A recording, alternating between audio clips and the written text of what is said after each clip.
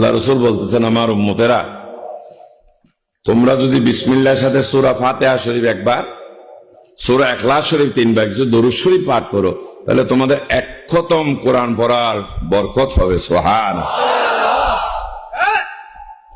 কিছুদিন পর সাইয়েদনা আবু বকর রাদিয়াল্লাহু তাআলা আনহুর সাথে আল্লাহ রসুল মতামত করলেন মা ফাতেমা রাদিয়াল্লাহু আনহাকে বিবাহ দেওয়ার। আবু বকর সিদ্দিক, আমার ফাতেমাকে বিয়ে দিতে হবে, একটা ভালো ছেলে দেখো। তো ভালো ছেলে বুঝাইতে তো আর অন্য ধর্মের নাই, মুসলমান ধর্মে। এই কথা প্রচার করার সাথে সাথে অনেকে 2 হাত তুলে দিলেন।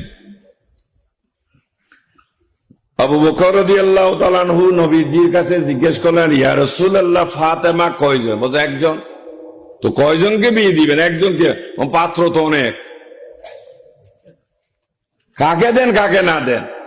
বলে একজনকে দেব, তবে আমি একটা পরীক্ষা নিব। সুবহানাল্লাহ।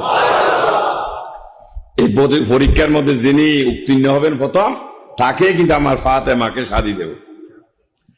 সবাইকে ডাকলেন নির্দিষ্ট তারিখে। আল্লাহ রসুল সূর্য পশ্চিমে আকাশে হেলে গেছে, একটা কুঠি গাড়লেন, ছায়াটা কতটুকু একটু দাগ দিলেন, আর সামনে গিয়ে আরেকটা দাগ কাটলেন। ও যারা ফাতেমাকে বিবাহ করতে চাও, তোমাদেরকে সময় দেওয়া হলো, এই ছায়া এখান থেকে এখানে আসা পর্যন্ত তোমাদের সময়। এই সময়ের মধ্যে যিনি আগে কোরআন খতম দিতে পারবে, তাকে ফাতেমাকে শাদী দেবে।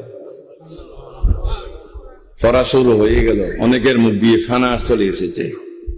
আল্লাহ রসুল দেখতেছেন, দেখলেন আলী কারমাল্লাহু ওয়াজহু সেখানে বসেছেন। উনি চুপচাপ বসে আছেন, কি পড়তেছেন। চিন্তা করলেন সবাই পড়ে, ও পড়ে না কেন? বললেন থামুন। একজনকে জিজ্ঞেস করলেন, তুমি কতটুকু পড়লা? ইয়া রাসূলুল্লাহ 3 পারা, কেউ 4 পারা, কেউ 4.5 পারা, 5 পারা। আলী সবার সাথে জিজ্ঞেস, তুমি কতটুকু বলা? ও রাসূল, আমি তো অনেক আগেই খতম দিয়ে ফেলেছি। কেউ 4-5 পারার আগে যাইতে পারে না, তুমি খতম দিয়ে বললা কিভাবে? ইয়া রাসূল, আপনি বলেছেন কেউ যদি বিসমিল্লাহর সাথে সূরা ফাতিহা শরীফ একবার, সূরা ইখলাস শরীফ 3 বার এবং কিছু দরুদ শরীফ পাঠ করে এক খতম করো, কোরআন শরীফের নেকি হয়।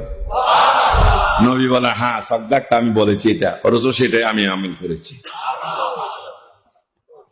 সমস্ত ক্যান্ডিডেট বললেন, রাসূল, আমরা তো হাদিস শরীফ শুনছি কিন্তু আমল করি নাই। আলী রাদিয়াল্লাহু তাআলা যখন আমল করেছেন, তাহলে ফাতেমার যোগ্য আলীই, আমরা সবাই জানি।